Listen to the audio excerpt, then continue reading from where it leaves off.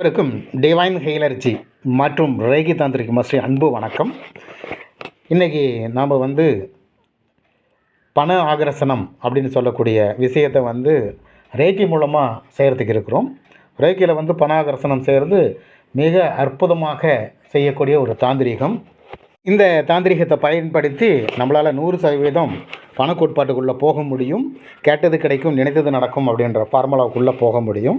இது மிக மிக எளிமையான பயிற்சி தான், மிக அற்புதமான பயிற்சி. நிச்சயமாக பண ஆகர்ஷணம் நிச்சயமாக நடக்கும்.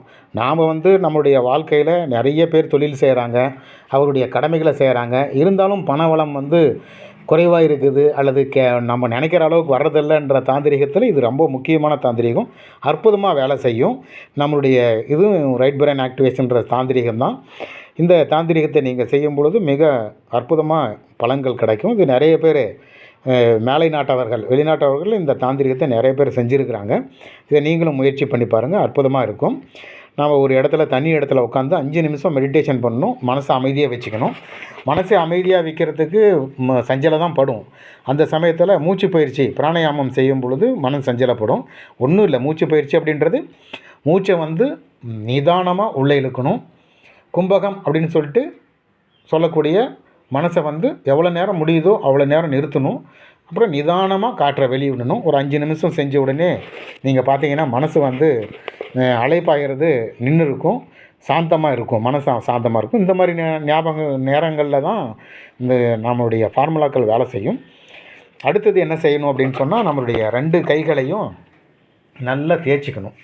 மேக்னட்டிக்கல் பவர் உருவாக்கணும். காந்த சக்தியை உருவாக்கினா தான், இந்த காந்த சக்தி மூலமாக தான் நம்ம ஈர்ப்புத்தன்மை வச்சு பிரபஞ்சத்தில் நம்ம கேட்டது கிடைக்கும், நினைத்தது நடக்குன்ற ஃபார்முலா யூஸ் பண்ண போகிறோம். நல்லா தேய்ச்சிக்கணும். தேய்ச்சிக்கிட்டு கையை நல்லா குவிச்சிக்கிட்டு நம்முடைய பிரார்த்தனை சங்கல்பம் அப்படின்னு சொல்லுவாங்க. அதாவது இந்த தெய்வீகத்தில் சங்கல்பம் அப்படின்றது என்னன்னா, வேண்டுதலை நாம் என்ன கேட்குறோம், எதுக்காக கேட்குறோம் அப்படின்றத நம்ம முன்கூட்டியே நிர்ணயம் பண்ணுறது தான் சங்கல்பம்னு பேர். சங்கல்பத்தில் கஞ்சத்தனம் இருக்கக்கூடாது. ஏன்னா ஆகாயத்துக்கு குறி வச்சா தான் கூரைக்காவது விழும் அப்படின்னு ஒரு பழமொழி இருக்குது. அதனால் கோடிக்கணக்கான ரூபா பணம் ஏதோ ஒரு வகையில் எனக்கு சேரணும் அப்படின்னு சொல்லி நாம் சங்கல்பம் பண்ணணும். நிச்சயமாக நடக்கும். இந்த சங்கல்பத்துக்கு அடுத்தது இந்த கைகளை நல்லா தேய்ச்ச கைகளை நான் கொஞ்சோண்டு டிஸ்டன்ஸில் 2 கைகளையும் 2 உள்ளங்கைகளும் ஒன்றோடு ஒன்று பார்க்குற மாதிரி வச்சுக்கிட்டு, நம்மளுடைய கண்களை நல்லா மூடிக்கிட்டு 2 உள்ளங்கைகளுக்கு மத்தியில் மின்சார சக்திகள் பாயுது அப்படின்னு நம்ம கற்பனை பண்ணி எடுக்கணும். அதில் நிறைய அப்படியே ஒரு கையிலேருந்து இன்னொரு கைக்கு மிக வேகமாக சக்திகள் பாயறது நல்லா உணர முடியும். நீங்கள் அனுபவித்து பார்த்தா தெரியும். அதுக்கு பின்னாடி அதை அப்படியே ஃபேஸ் ஆண்ட கொண்டு இந்த வேவ்ஸ் மூலமாக தான், இந்த காந்த சக்தி மூலமாக தான் நம்ம பிரபஞ்சத்தில் காற்று மூலமாக நம்மளுடைய வேண்டுதலை வைக்கிறோம்.